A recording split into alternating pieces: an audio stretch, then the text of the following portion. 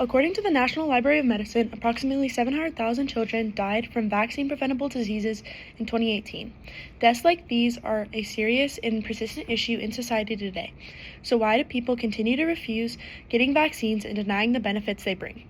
Today we will be talking about why young adults and families should get vaccinated and to hopefully dispel some of the doubts and misinformation surrounding vaccines with Boston, Ava, Lizzie, and a special guest, Dr. Chris Cankro. So to start off, I thought it would be kind of nice to hit on the four main reasons of why people don't trust vaccinations and why they could also choose not to get vaccinated. So a lot of these kind of fall into four main categories, like I just said, which is religious beliefs, personal or philosophical reasons, safety concerns, and the desire for more information from healthcare providers. And this can kind of go into more narrow different categories. And a lot of what we're seeing today is mostly concerning health concerns, considering what we're seeing on news with political ideologies as of today. So we'll get to dive into that more. But just to kind of start us off, like Lizzie said, we're going to be talking mostly about, as we're moving into college, what it's going to look like if we choose not to get vaccinated versus what it looks like if we do choose to get vaccinated. So the importance of vaccines, especially going into college, is that many people think that if they abstain from dangerous behaviors like sexual intercourse, or you just try to keep yourself healthy in general, you won't need to get vaccinated. Unfortunately, that is just not the truth. STDs and other illnesses and diseases can get transmitted through a variety of ways, and one of the only reliable ways to actually prevent the contraction of the diseases is to get vaccinated. By introducing pathogens to your immune system, your body is able to create antibodies that will live inside of your body. So you're introducing yourself to the disease before you actually get it, allowing yourself to fight back stronger if you do get exposed to the disease. And just for a statistic for people as we're moving into this, so on average, 1 in 4 college students will contract some sort of STD in college. And this is tied back to Healthline, which is a study that they did pertaining to this topic.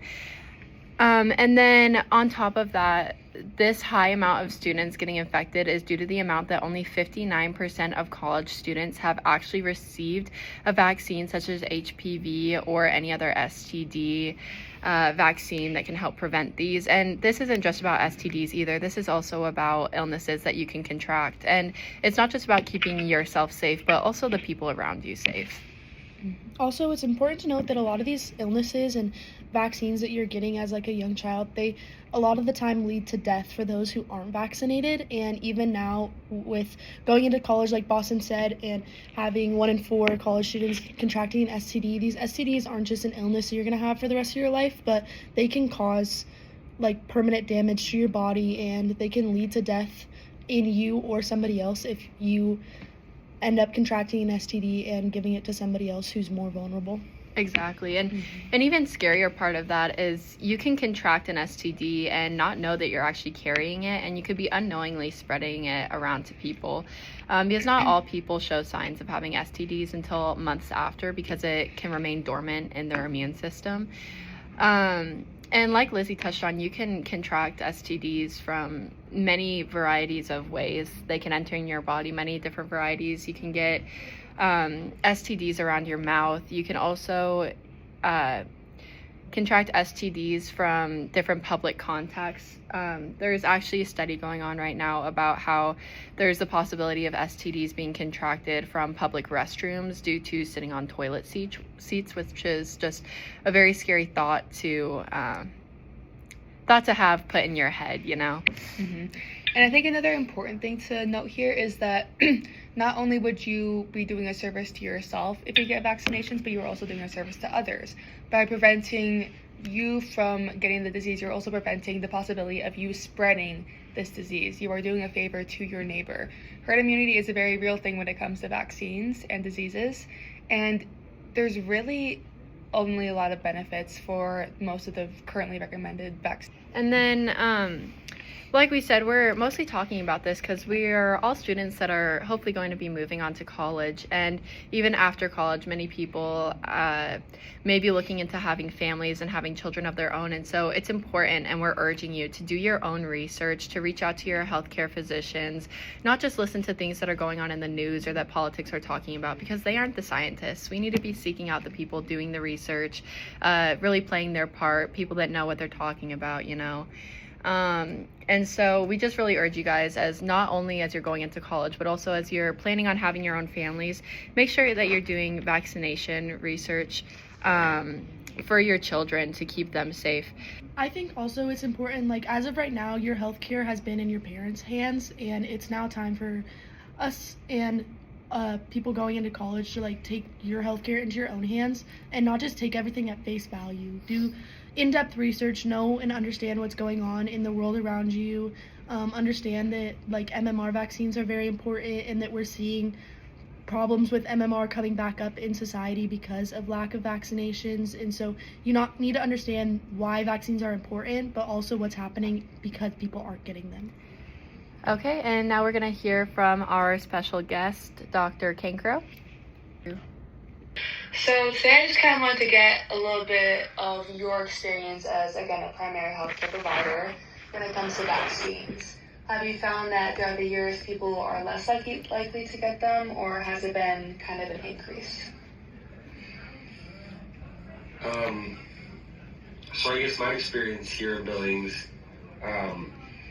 probably parallels the country, but I do feel like in the past, I don't know, 5+ years, there's probably been more parents who are have concerns or skeptical about vaccines or their safety or their efficacy. And it seems like there's more kind of hesitancy to just go with the standard schedule. People are asking for either delayed schedules or even just not vaccinated altogether, frankly. So that seems to be, yes, I agree, that seems to be an increasing trend. Do you think that that's kind of like shapes the way that you've practiced? And like, have you seen any negative or possibly positive outcomes from this? What's difficult about it is that there's, when parents have hesitancy about doing vaccinations,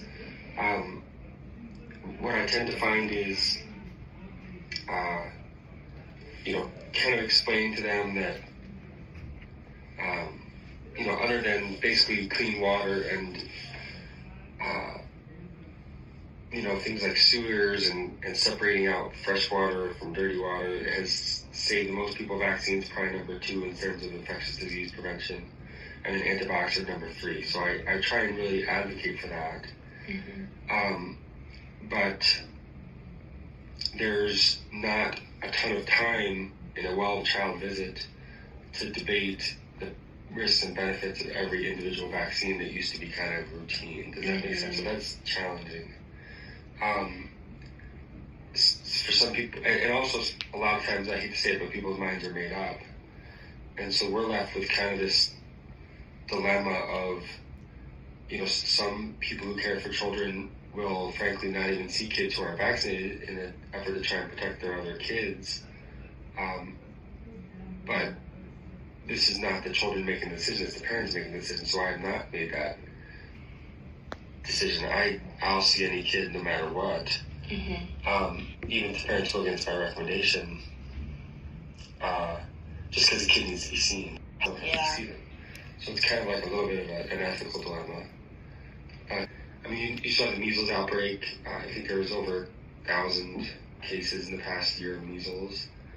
And thankfully it didn't hit Billings locally, but that maybe more reflects trends over the past more, larger term, more 10 years or more of areas in different parts of the country where there's large groups of people not vaccinating, and then you lose your herd immunity. And the concern is that is going to happen locally, but so far it has not. But that's what we're, I guess, afraid of coming. So, in summary, as we're moving on into college, I think it's important to really do your own research and reach out to your healthcare professionals on what they think the best course of action is for you as regards to vaccinations, and really just make sure that you are a part of your healthcare plan and that you're communicating with your healthcare professionals because they really do know what's best for you.